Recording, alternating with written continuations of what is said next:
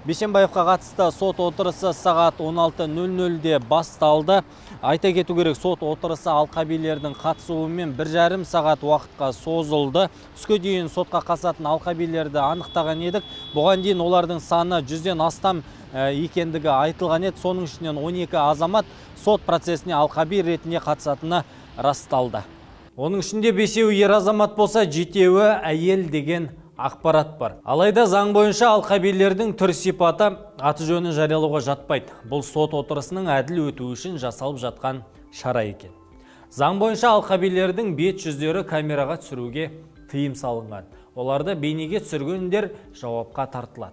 Судья Айжан Құлбаева әлеуметтік желілерде фотосурет немесе қандай да бір түсірілім және алқабилер түсіп қалған сот отырысы видеосы анықталған жағдайда тиісті шаралар қабылданатынын қатаң ескертті. Бүгін Елорданың қылмыстық істер жөніндегі мамандандырылған ауданаралық сотында Қуандық Бишенбаевтың ісі бойынша алқабилерін іріктеу өтті. Алқабилер алқасына 12 адам таңдалды. Оны негізгі құрам 2 қосалқы. Бишенбаевқа қатысты сот процесіне қоғамның жоғары қызығушылығын ескере отырып, осы іс бойынша ашық сот отырыстарының онлайн трансляциясын ұйымдастыру туралы шешім қабылданды. Онлайн көрсетілім жоғары соттың ресми аккаунтында жүргізілетін болады. Онлайн режимде өткен сот процесін 3000-нан астам адам көріп отырды. Бұл жолғы Бишенбаевтың сотына журналистердің барлығы дерлік кезекпен қатысты. Сот отырысы алқабилердің қатысуымен өтуін Бишенбаевтың тарапы сұнған болатын. Ал Нүкенованың тарапы болына келсек, олар алқабилерді тағайындаудың әділ әрі жүйелі жүргізілгенін мәлімдеді. Ал Салтанат Нүкенованың ағасы болса, алдағы уақытта алқабидің барлық жайтқа қанық болып, әділ шешім шығаратынына сеніп отыр. Это его право на защиту, мы не можем это комментировать, это его право. В этой части, поэтому мы не можем его права нарушать. Дальше уже обвинение будет доказывать его вину в лице гособвинителей и в лице нас, представителей потерпевшего. Бүгін алқаби жиынында прокурор алдыңғы сот тыңдауындағы айыптауды оқып берді. Мемлекеттік айыптаушы мәйітке жасалған медициналық зерттеу нәтижесінде жариялады. Осыған сәйкес Нүкенованың денесінен түрлі деңгейдегі көгерулер тіркелді. Осыған қатысты марқұм барынша сақтанудың амалын жасаған деседі. Бірнеше сағаттан кейін соққы бір ұрылған жерінен бірнеше мәрте қайталана соққы жасала бергендіктен жағдай ушыға түскен. Бастың жұмсақ тіндері, желке, маңдай, самай, төбе тұстарында көптеген соққы іздері анықталған. Уақыт өте келе марқұм өзін-өзі қорғауға шамасы келмеген деген қорытынды шығарылған.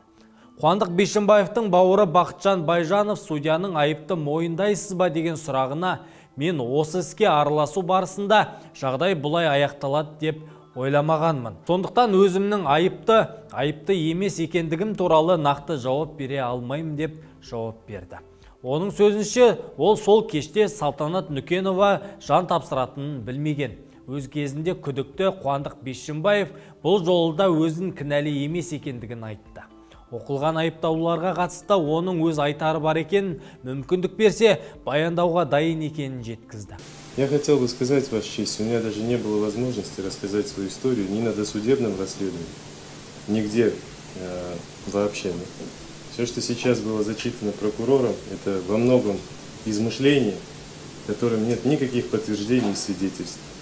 Поэтому я еще раз говорю, что по статье 110 такого преступления с моей стороны совершенно никогда не было, я не признаю этого.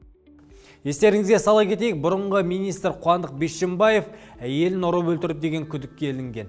9 қараша күні ұсталғанын еске сала кетейік.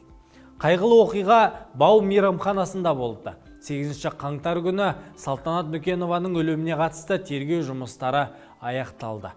11 қаңтарда елордалық сотта оны қамауға алынуы 9 наурызға дейін ұзартылған туралы хабарланды. Ал 11 наурыз күні Астанадағы қылмыстық істер жөніндегі мамандандырылған ауданаралық сотта ұлттық экономика экс-министрі Қуандық Бишенбаевтың ісі бойынша алдын ала сот отырысы басталды. Онда ол кінәсін мойындамайтынын хабарлаған еді. Қорғаушылар істі прокурорға қайта жіберуді сұрады және айыптау мәнін өзгертуді өтінді. Бірақ судья Бишенбаев қорғаушыларының өтініштерінің көбісін қабылдамай, тек сот отырысын алқабилердің қатысуымен өткізу туралы шешімін қабылдаған болатын. Сот отырысының соңында тараптар келесі сот отырысының уақытын ақылдасты. Нәтижесінде келесі сот отырысы 29 наурызда сағат 10:00-де жалғасатын болды. Одан әрі сәуірдің 1 мен 3-і, 4 мен 8-і күндері аралығында деп бекітілді. Сіздермен болған Уатхан Біләл, аман сау болайық.